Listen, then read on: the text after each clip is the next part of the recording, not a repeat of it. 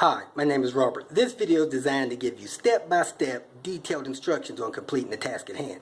Please read the comments in the About section of this video. It has valuable information and updates. My YouTube channel has a disclaimer video that I encourage you to watch. And please like, share, and subscribe. I hope you found what you're looking for. Thank you very much for watching. I'm here with this Lexus. It is a ES300 2003 model. Please watch the entire video. The processes that I took in the video will help you avoid breaking things on the air filter top lid.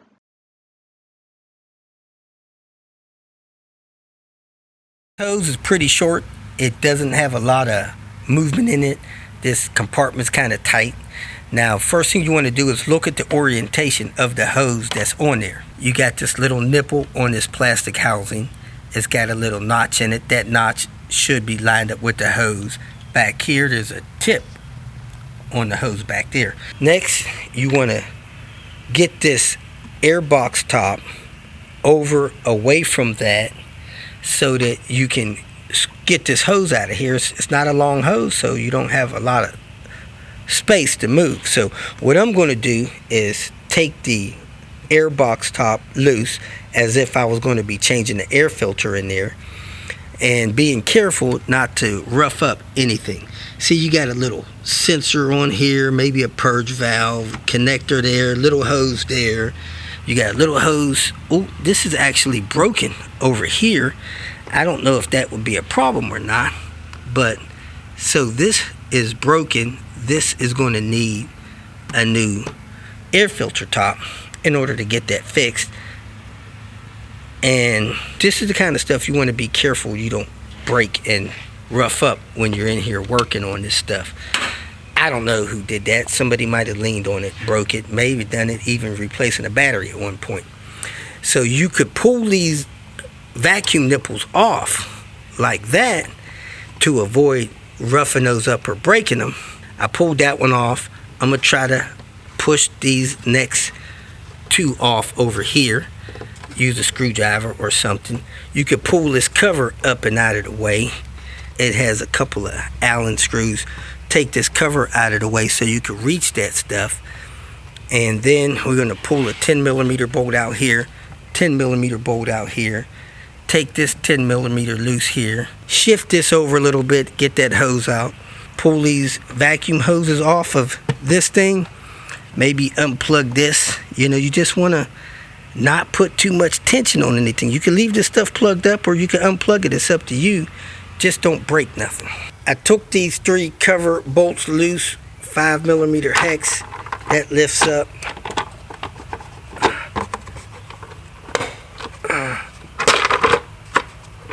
Put hands on either side, work it up and over.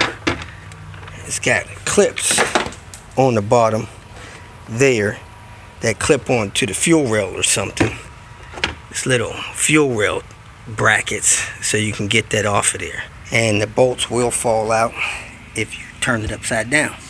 I gotta find those. Next, I'm unplugging these vacuum lines from this air box. The yellow one, painted yellow, so you know where that goes. And you just don't want to break anything. I got those disconnected from there. I may be able to leave this stuff on the back, have enough movement in these two wire connectors. Shouldn't need to disconnect those, but it's clipped. The wire connectors are clipped in there, but you can go ahead and remove those. Just squeeze the tab, pull the plugs off. So if you move this over, you're not stressing those wires or breaking those connectors. Next thing I did was I unscrewed that 10mm from that corner. I did the same for that 10mm on that corner. Now these are supposed to stay put, clipped in here like this. Then I took that 10mm loose. I lifted the air filter box up a little bit, pivoted it this way, and when I did that, that screw on the back side fell out. So you may want to grab these and unplug them so you don't lose them, because I got one that I need to find now. And when I unplugged it, it pulled out of this part of the hose. Check your air filter. pull the air filter out and make sure that the underside of it is clean and doesn't need to be replaced. And then you can start putting this stuff back together. Let me get my magnet, find that screw I lost, and then work on getting this back together. So this air filter is dirty. I don't know if it's dirty enough to clean or not. This is a reusable, cleanable can-in filter, so that can probably be cleaned and reused. Some people prefer the regular paper filters. Some people like these because they're cleanable and reusable. It's supposed to give you better airflow. However, if you over oil them, they can saturate your MAP or mass airflow sensor. So let's see if that sensor is hanging down in there, and you could clean those as well. Yeah, that's hanging down more like a mass airflow sensor would. That can be cleaned if you want. Some people like leaving them alone. I banged the filter on the ground a few times. It looks pretty decent in the sunlight, but it looks okay. I'm gonna go ahead and put it back in there and screw the filter box on, hook up these vacuum lines, and take it for a test drive. Now while you have this out, you can make sure that these hoses under this cover look good and you don't see anything broken or damaged down under there as well. Now we place the airbox top back onto the lower part of the airbox top after putting the filter in place. Now this passenger side of this airbox top has clips that latch into the lower part. One of those was damaged on this one.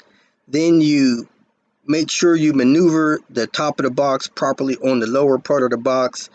You screw those clamps on. You screw the top of the box down to the lower part, and I noticed that this washer kind of locks under a groove on the top box, so those really shouldn't fall out. So I had to reinsert those so that they were under that little recess on the top of the box. Screwed those down and tightened those down on both sides. So that's how that's supposed to look. And I connected the vacuum lines properly to it.